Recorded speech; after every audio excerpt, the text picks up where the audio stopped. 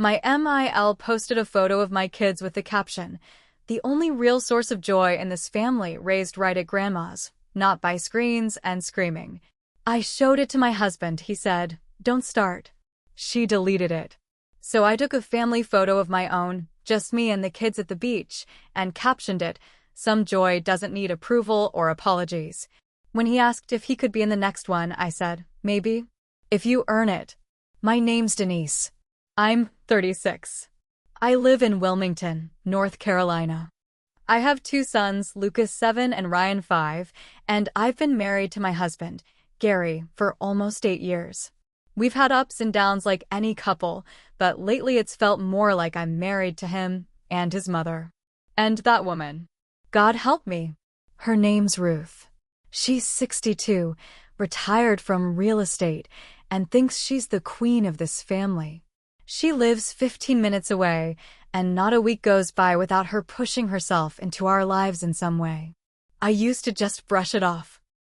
She's just involved, I told myself. Just trying to help. But she's not helping. She's undermining. From the beginning, Ruth made it clear I wasn't who she pictured for her son. At our wedding, she smiled with her teeth, but her eyes stayed cold. She told Gary's, and I was very spirited. She meant loud, emotional, not what she wanted for her golden boy. Still, I smiled, cooked her scones, bought her a birthday necklace I couldn't afford, and invited her to every school play. She never said thank you. She always acted like she was doing me a favor by being there. When I got pregnant with Lucas, she asked if we were ready for that kind of responsibility. When I had Ryan, she said she hoped this one wouldn't be so attached to electronics. I wanted to scream, but I kept my mouth shut because Gary always said the same thing. That's just how she is. She's obsessed with acting like she's the best parent in the world. She watches the boys once or twice a week. I never asked her to. She insisted. And it gave her this weird ammo. Like just because she babysits, she owns part of them. She posts them on Facebook constantly. And every caption is a little dig at me. Another peaceful afternoon with grandma, no iPads in sight. Boys behaving like gentlemen after a real meal, not fast food. Taught them how to knead bread today, real skills, not video games. I ignored it all. Until she posted that photo. It was Lucas and Ryan in her kitchen, holding up some chocolate chip cookies. They looked happy, but the caption made my stomach drop. "The only real source of joy in this family raised right at grandma's, not by screens and screaming." She wrote that. Publicly. Not just a jab at me. A full-blown slap in the face in front of every friend, neighbor, and distant cousin she's ever friend on Facebook. My hands were shaking when I read it. I showed Gary the post. He barely looked at it before muttering, "Don't start." She deleted it. That's what he said. No defense. No standing up for me. Just a quiet dismissal like I was the problem for even bringing it up. I didn't respond. I just nodded, got up, and went to the kitchen. I needed a minute. No, I needed a plan. That weekend, Gary had to work a shift at the hospital. He's a nurse. I packed up the boys and drove us out to Wrightsville Beach. I didn't tell anyone. No texting. No photos at first. Just the 3 of us. Sandcastles. Gummy worms. Seagulls trying to steal our chips. Then I pulled out my phone and took a photo. Me with the boys. Hair a mess from the wind. Sun in our faces. Ryan mid-laugh with a big glob of sunscreen on his cheek. That night, I posted it. Simple caption. Some joy doesn't need approval or apologies. No tags. No hashtags. Just that. It didn't take long. The next day, Gary said, "What was that about?" I played dumb. "What?" "That post. Your little beach quote." I looked up from folding laundry and said, "It's just a picture." He stared at me. "Are you really gonna keep doing this?" I paused. Took a breath. Then I said it. "Maybe. If you earn it." He just stood there. Didn't know what to say. For once, he couldn't defend her. But that wasn't the end. Not even close. The silence after that fight lasted 3 days. Gary didn't bring up the beach photo again. He didn't bring up Ruth either. He tiptoed around me like I was a landmine. Good. Let him sweat. I wasn't trying to be cruel. I was trying to remind him I'm not invisible. I'm his wife. The mother of his kids. Not some screaming background character in Ruth's perfect grandma fantasy. But I knew Ruth wouldn't stay quiet long. On the 4th day, I got a text from my sister-in-law, Mandy, Gary's younger sister. She'd never liked Ruth much either. The message was just a screenshot and a short caption. She's starting again. It was another Facebook post. Family is about love and tradition, not beach photos and fake captions. Real love doesn't need performance. I laughed. Loud. Bitter. Fake captions? Seriously? She didn't even hide the fact it was about me. She wanted to embarrass me again. But this time, she miscalculated something, me. I didn't post back. I didn't make a scene. Instead, I went straight to the source. I called her. Hi, Ruth. It's Denise. She paused. Oh. Hello, dear. I saw your Facebook post. I thought we weren't talking about social media nonsense. That's what Gary said. I didn't even blink. I'm not calling to argue. I'm calling to set a boundary. She snorted. A boundary? You can have a relationship with the boys. You can post your photos, bake your cookies, whatever. But you will not insult me online again. You do it one more time and you won't see them outside of holidays. And it'll be supervised. Silence. You wouldn't do that, she said. I would. And I'm not bluffing. You think Gary would let you? I smiled then. Not because I was happy, but because I finally saw what she'd been relying on all this time. Gary. His silence. His fear of confrontation. And I was done letting him shield her from consequences. We'll see, I said, and hung up. Later that night, I told Gary what I did. His face changed. You threatened my mom? I set a boundary. She was just venting. You know how she is. I'm not a punching bag, Gary. If she posts again, she's out. And if you don't back me up, I'll make that decision on my own. He didn't like that. He said things like, you're putting me in an impossible position. I told him he'd already chosen his position years ago, next to her instead of next to me. A week passed. No posts. No texts. Nothing from Ruth. Then came Ryan's birthday. We threw a small party at our house, just close friends, my sister from Raleigh, some neighbors. Ruth wasn't invited. Gary said he didn't feel right not inviting her. I told him he was welcome to see her another time, but not at my house. That day, Gary was quiet. He helped set up balloons, grilled the hot dogs, but his heart wasn't in it. Around 3 p.m., after the cake, my sister pulled me aside. You're not gonna believe this. Another screenshot. Ruth had posted an old photo, her and the boys at a park, captioned, "Happy birthday to the sweetest boy. Grandma can't be there today, but love doesn't stop at locked doors." Locked doors. She was making it look like I banned her for no reason. Playing victim. Spinning the story before anyone else could tell the truth. That was the last straw. But the real twist? That came a week later, when I found something Gary had been hiding from me for months. It started with a weird email. One of those auto notifications about a password change. I thought it was spam at first, until I looked closer. It was for Gary's backup email. One I hadn't seen in years. We'd both made secondary Gmail accounts when we first got married for bills and junk subscriptions. I still used mine sometimes. I'd forgotten he even had his. But the email said a password was recently updated. I wasn't proud of what I did next, but I had a bad feeling. So I tried logging in with a few guesses.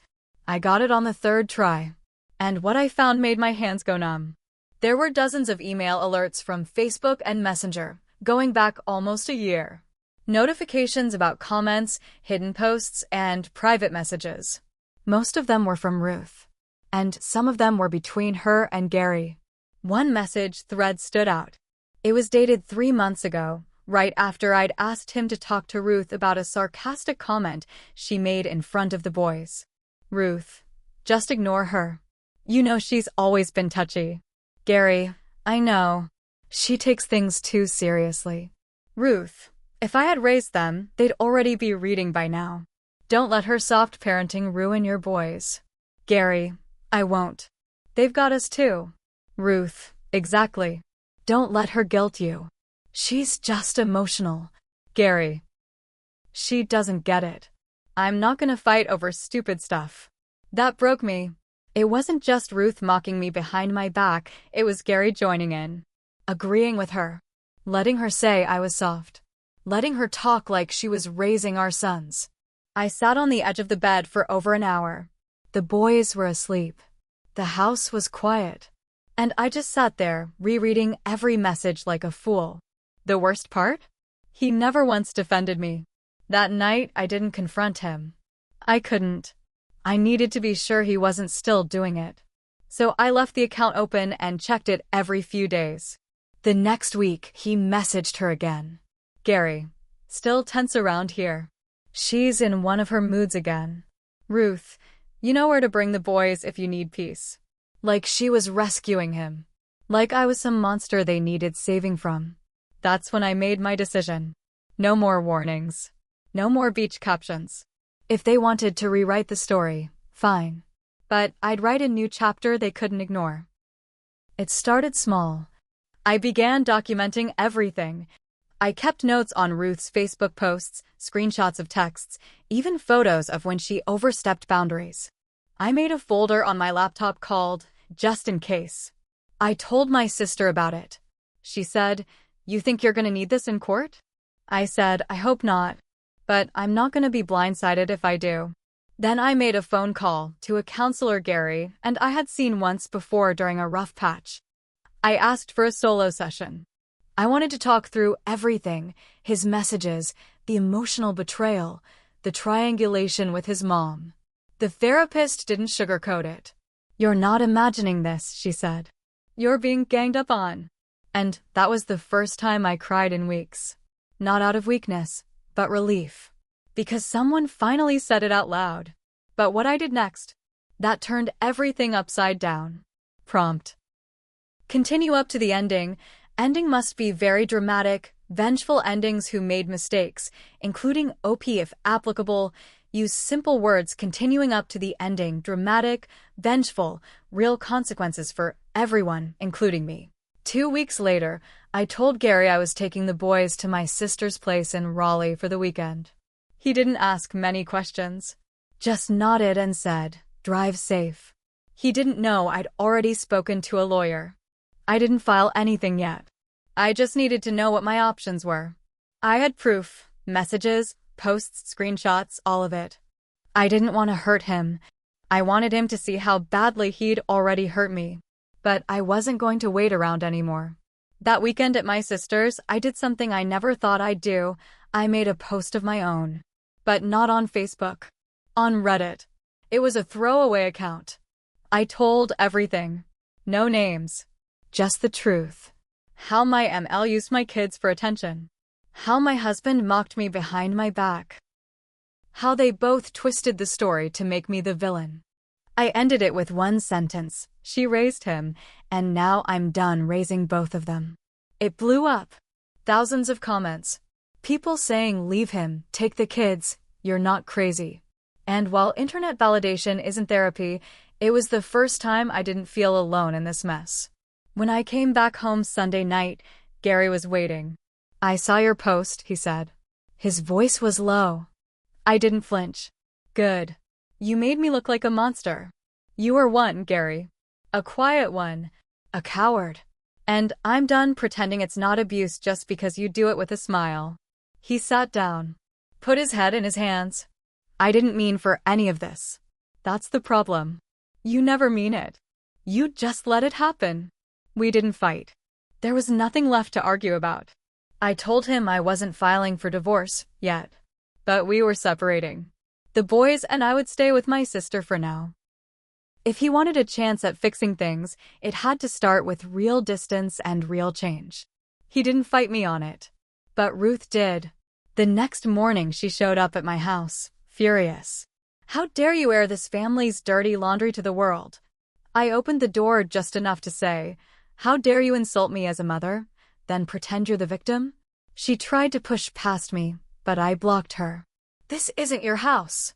This isn't your family anymore. She called me dramatic. Selfish. Said I was punishing Gary for being a good son. I just smiled. Maybe if you raised a man instead of a puppet, we wouldn't be here. Then I closed the door in her face. It wasn't clean after that. Nothing ever is. Gary begged for counseling. I agreed, but I set the rules: no more secrets, no more contact between him and Ruth behind my back, and full honesty about the things he'd said and done. He cried during our first session. He admitted he'd been scared of disappointing her his whole life. That every time I stood up to her, he felt like he had to choose, and he always chose silence. I told him that silence cost him his marriage and his kids if he didn't get serious. As for Ruth, I made it clear she was done. No more babysitting. No unsupervised visits. Holidays only if she apologized. Publicly. On Facebook. And she did. Oh, it burned her. But she did. She posted a photo of her own. No kids. No cookies. Just a plain black background. Sometimes, even grandmas need to say sorry. I crossed a line. I won't make that mistake again. Most of her friends thought it was about politics or church drama. But I knew. And I haven't spoken to her since. As for Gary and me, we're trying. Slowly. Carefully. I still don't know if we'll make it. Some days I want to scream at him. Other days I see him playing with the boys, and I remember why I married him. But I'll never forget what he let happen. What I let happen. Because I stayed quiet for too long. I tried to be polite. Peaceful. The better person. But sometimes, the better person is the one who finally stops playing nice and picks up the damn pen. And writes her own ending. It's been 6 months. I'm still living in Raleigh with the boys. Gary visits every weekend. We go on walks, eat together, talk about real things this time. Not small talk. Not pretending. We even went to a session with the boys' therapist to help them understand what's been happening without making them feel caught in the middle. They're okay, mostly. Lucas asks a lot of questions. Why don't we live in the old house? Is Dad in trouble? I answer the best I can. I say, sometimes grown-ups forget how to treat each other, and they have to learn again. I don't say more than that. Not yet. Gary's trying. I'll give him that. He cut contact with Ruth completely after one final blow-up between them. She called him crying, begging him to stop letting that woman poison your mind. He told her, for the first time in his life, you poisoned her first. I listened from the hallway as he said it on speakerphone. I didn't cry. I didn't smile either. I just felt something release inside me, a weight I'd been carrying since the first time she criticized my cooking or made a backhanded comment about our parenting. She hung up on him.